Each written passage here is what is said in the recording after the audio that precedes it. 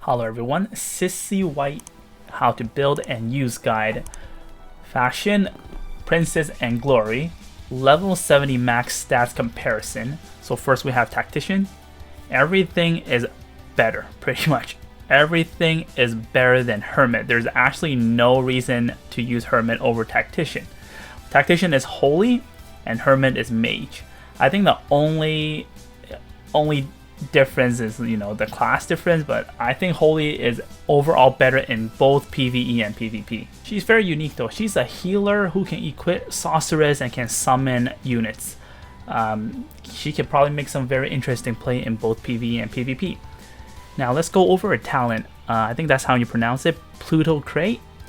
She is very, very similar to Florentia, but you can't, Florentia is just so much more superior in my opinion. I'm gonna explain why later. Let's go over the talent first. All soldier stats aside from HP plus 10, 13, 16, 20% at 6 stars. At the start of a turn, gain 1, 1, 1, 2 war tokens. So war tokens are the coins that you need to do additional action. Can store up to 10, just like Florentia. After ending action, can cast 1 summon skill. Summon Mercenary Lancer, Infantry, and Cavalry with a 2-turn cooldown on summoning. There may only be 1 mercenary on the map at a time. So basically her talent is Florentia's winning strategy 1C passive skill, except it's a stronger version and it's a talent. So you have it right off the bat when you start your battle. You gain 1 war token every single, not like a turn, like a new phase starts. So even if you use Act again, it's still the same turn. It has to be a next phase that you can probably check on the top right corner. It'll say 1 out of 10, 2 out of 10. When that number shifts to the next one, then that's a turn. Which is why I don't think she's really good, because unless you have her at 6 stars, otherwise you pretty much cannot do anything except a heal, which is not really worth it. Because if you want to use her, you probably want to use her summon to pull some really unique strategy, and without 6 stars you cannot do that right off the bat. Here is an example of summoning the mercenary when you end your action. You have the option of 3 mentioned and they all have their own skills, 1 passive and 1 active. Lancer can tank, infantry can use roar and gives attack command, and then cavalry can smash and disable guard. Bonding requirement, skipping the first 3 as usual. The 4th one, we can all unlock it because we all have Elmeda. The 5th one, we need Illustrio. 4th and 5th bond are equally important. Okay, let's go over the skills now. The basic skills would be the common skills, I should say. Heal, mass heal, and she has mass attack. Basically, if you don't have a faction buffer for your DPS, here she is. Okay, we have precaution. This one is not common. Some people have it, but it's only defense plus 12%. I don't know why that 12% can be 10% or 15%, but anyway, so it's not good. Don't bother bringing it. Holy Word, cost 2, cooldown 1, range 2, single span. Attacks a single enemy, dealing 1.5 times magic damage. Effective against demons. After battle, heals friendly unit with the lowest HP, 4 times casters in. I think this is not going to be a skill that you will bring often unless you're very high in and if the other side has a lot of demons, then I think it's probably worth it for both PvE or PvP. Now her exclusive skill here, we got Bounty, cost 1, cooldown 0, range all, span single. So this skill you can use as many times as you want as long as you have 2 tokens. Well, let's go over what it does first. Active skill, cause enemy to gain damage taken plus 10%. That's not a lot. Cannot be immunized or dispelled, so that's good. Cost 2 war token.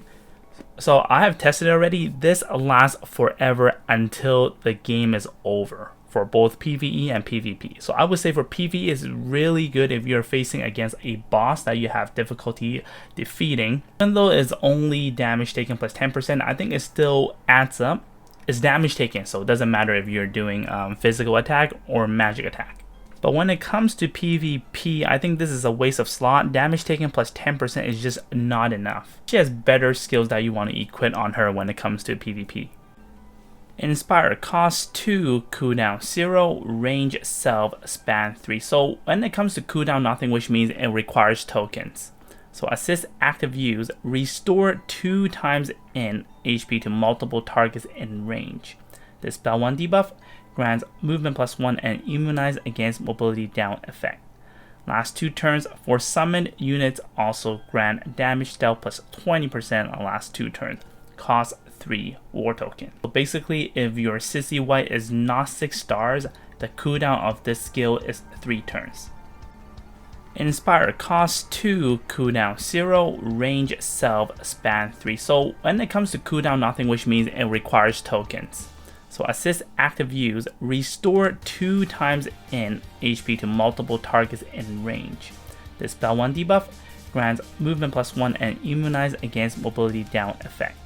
Last 2 turns for summoned units also grant damage dealt +20% on last 2 turns. Cost 3 war token. So basically, if your Sissi white is not 6 stars, the cooldown of this skill is 3 turns. Okay, now onto a 3C awakening skill here. Trade war strategy. Cost 3, cooldown 0, range 0, span 0. So there's 2 parts to this. Passive, anytime a summoned unit dies, gain 1 war token. So the summoned unit are the mercenary, the infantry, lancer, and cavalry. Active, choose 1 effect. Desperate measures. Active skill costs 5 war tokens, restores 100% of a target's life as well as grant attack and defense +30%. So that's even stronger than a faction buff. So faction buff is usually around 20%. And on top of that, there's damage dealt +10%. Last 1 turn. If this target has already moved, then they may act again. Set the cooldown of trade war strategy to 2 turns. This is basically a faction buff plus full healing plus act again. This effect is good. I think it's good, but too bad it only lasts 1 turn, so the faction buff is not like that great if it lasts 1 turn. I think 5 war tokens is not very expensive. I think it's fair because Florentia is also 5 war token. But yeah, the effect lasting 1 turn is just not good enough. Basically, when you act again a unit, you kind of want to like, I have to attack now. Otherwise, I'm gonna waste my I'm gonna waste the effect. It's 2 turns, and I think this skill is super good. Anyways, let's look at the next effect. So the second effect is a long-term investment. Active, cost 1 war token, restore 2 times in HP to 1 ally and grant investment. At the start of a turn, gain 1 random buff, and for every defeated enemy, the unit that granted this buff gains 2 war tokens. Last 3 turns. Cannot be immunized or dispelled. Okay, the translation is really poor. I just copy pasted on Langrisser, but in game it's much more clear. Basically, it's a healing skill 2 times of the caster, 2 times in of the caster. Whoever you heal, for example, I heal Leon and Leon kills someone. Then when you kill someone with Leon, Sissi White will get 2 war tokens. I guess the first part is okay, the healing part is okay, and the second part is a little bit strict. If you can't kill someone, then you never get that bonus. But when it comes to Florentia, doesn't matter who kills the opponent, she gets a point. And yeah, that's our 3C, not like super good, but not bad, I would say. Now let's take a look at how to build her. Recommended weapon, Gift of Eternal Life. I think it's good if you feel like that you want to attack and heal. I think she does a good job. Again, she can carry sorceress, so her damage won't be low. Probably won't have a chance to use holy word, but I think it's still good enough. You attack, you heal, and then when you need to heal, you use your healing skill. Red Moon never goes wrong when it comes to a character who can deal good damage, and it gives you very good HP. But if you don't have one, you can use Blue Moon. That gives you magic defense instead.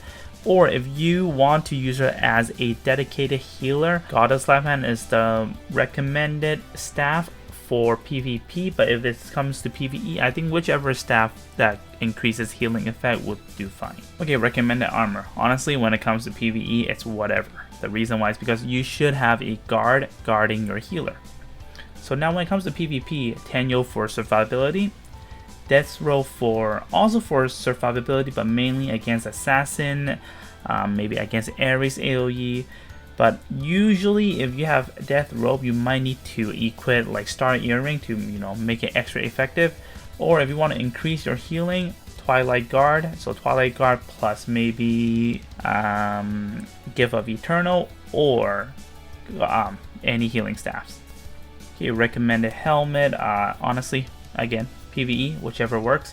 PvP now. There's two. The best two options would be Glory of the World or Tenyo's. Glory of the World is more for survivability again. If you feel that you're gonna get killed by fixed damage, you can survive with another life. And then Tenyo's is to grant buffs to your allies. Always one of the best in PvP. And then the Drizzle Wrath, it's more if you don't have the two mentioned above. Recommend accessories. Okay, remember I said some of her skills duration lasts too short. Now Juggler plushie can solve that problem. It will extend the duration +1. Okay, next would be Holy Ring. Holy Ring is really good on her too. She has awesome healing skills, and she can she can carry Forest Priest. So I recommend whenever a character can carry Forest Priest, Holy Ring is the best, because Forest Priest automatically dispel 1 debuff with and then if you are immune to silence, if you use mass heal or whatever, that's 2 dispel with 1 heal. And then if you feel like you're lacking healing effect, then True Cross can also solve that problem. Especially if you plan to attack with her, maybe gear her up with Gift of Eternal Life or Red Moon or Blue Moon.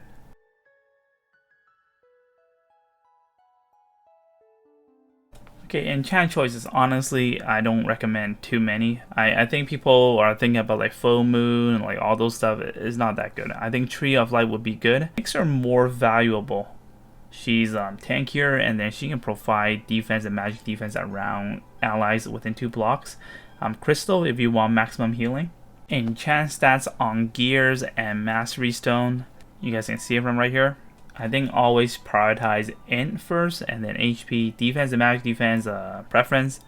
And then Arena PvP Stone, I would say in HP, defense, magic defense, suffer. You probably don't need crit, because you will probably be busy healing with her.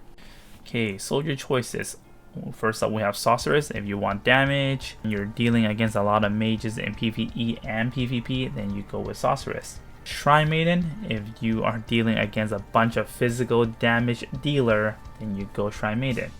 Phalanx against a bunch of cavalry, especially in PvP. If you have to fight against Werner, this is going to counter Werner really hard, and SPL win. And then last but not least, if you're fighting against a lot of debuffers, and if you need healing effects, then Forest Priest would probably be the best choice. Alright everyone, thank you so much for watching. That is it for this video. If you like what you're watching, don't forget to like, share, and subscribe to my channel. And do consider joining as a member in my channel to receive exclusive emote that you can use when you comment in my videos. See you guys next time. Bye bye.